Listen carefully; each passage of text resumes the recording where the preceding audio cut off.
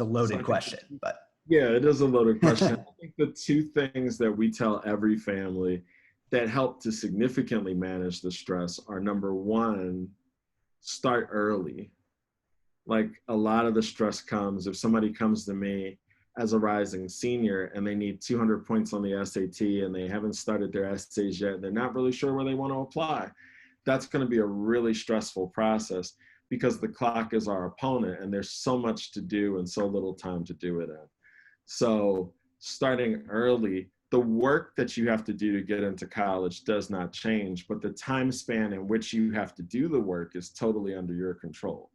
So if we start earlier and pace it out differently, it doesn't have to be as stressful because we just have more time. I think the other thing that we tell families is to minimize the noise. Like a lot of the stress that students face because of this process is because other students have told them that they're supposed to be stressed and it's going to be super hard. And I heard that nobody got into that school last year.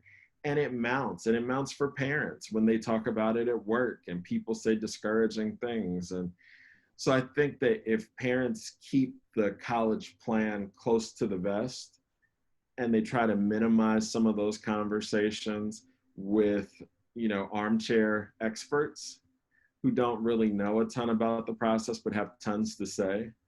A terrible time for most of the students that we work with, it tends to be Thanksgiving dinner because applications are due around that time. And every uncle and cousin and friend who's at dinner wants to talk about what you need to do in order to be successful in the process.